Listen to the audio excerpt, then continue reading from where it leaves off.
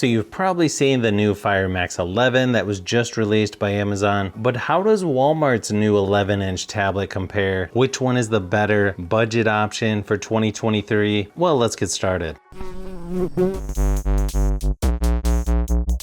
Build quality on these two are actually very similar. Now that you've got metal or aluminum on the back of both, they do feel like they're a little more premium than the previous models. And they're almost identical as far as height, width, and even thickness. One of the best things about these two tablets is gonna be the price. We're talking only $159 for the On 11 Pro, while the Max 11 starts at $229, but it's already on sale for Prime Day for only $149. And I would assume that's gonna go on sale from time to time. Of course, that's with lock screen ads on for the Amazon tablet. If you haven't noticed by the names of these two tablets, each one has an 11-inch LCD screen with 1200 by 2000 resolution. You'll be able to watch YouTube videos up to 1440p on the Walmart tablet, upscaled 4K resolution on the Amazon tablet, even though it doesn't have the official YouTube app. But one advantage with the Fire Max 11 is you've got full HD playback resolution on apps like Netflix, since it's Widevine L1, where the On 11 Pro is Widevine L3, which only has SD playback resolution. Now in person, the Fire Max 11 looks a little brighter, has a little bit better viewing angles, and as far as color goes, the On 11 Pro looks a little too blue for my liking when you put it next to the Fire Max 11.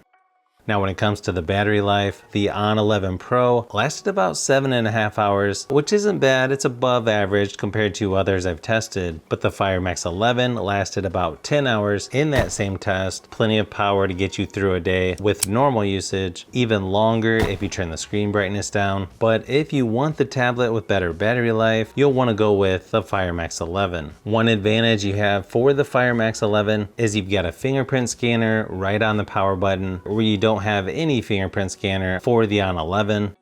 And then when it comes to software, even though the Fire Max 11 is a modified version of Android, it's going to be quite a bit different than you get for the On 11 Pro. You'll notice the notification shade looks a little more modern for the On 11, and there's no app drawer on the Fire Max 11. Everything's just right there on the home screen. Left of the home screen on the Walmart tablet, you've got Google Entertainment Space. One advantage you've got for the Fire Max 11 is they've got a pretty nice keyboard that you can get and a stylus that's going to work with it, but really you can just use any Bluetooth keyboard and an active stylus on both tablets. Now some of this will come down to personal preference, but for me I give the slight advantage to the On 11 Pro because you get full access to the Google Play Store right out of the box without having to hack or modify the tablet.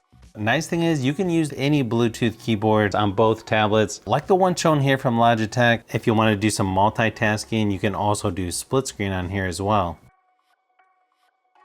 Then performance-wise, these two tablets are actually really similar. The On 11 has a MediaTek 8781 versus a MediaTek 8188 in the Fire Max 11. Now it doesn't let me download Geekbench 6 for the Fire tablet, only Geekbench 5, so the scores for the Fire Max 11 could be slightly different, but I don't think you're gonna notice a huge difference just moving around the software.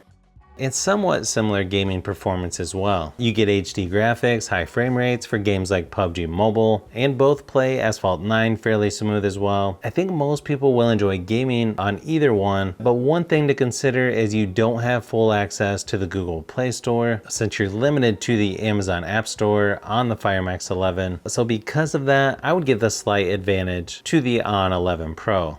One advantage you've got with the On 11 Pro is you've still got a headphone jack where you don't get one with the Fire Max 11. When it comes to the speakers, you've got one on each side for the On 11 Pro, two speakers on the top of the Fire Max 11, and neither one is going to be the best sounding tablet out there, but for a budget tablet, I feel like you can't go wrong with either one. The Fire Max 11 might be a tad louder. Here's a quick sample of each just to give you an idea of what they sound like.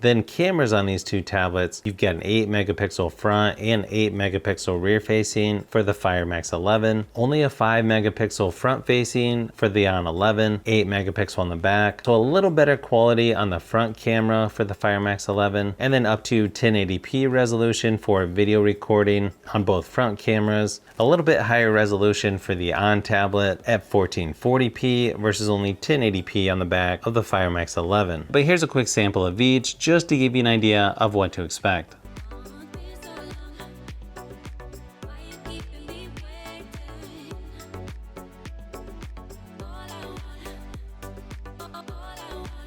So hopefully this video gave you a little closer look at these two budget tablets from Amazon and Walmart. I feel like a lot of this is going to be personal preference. There's some other stuff that we didn't really mention, like Alexa versus the Google Assistant, and a lot of other things that are going to be slightly different, but definitely a lot more similarities between these two than I think most people realize. I've got some more comparisons to do with these and other tablets as well, so you'll want to keep a lookout for those upcoming videos.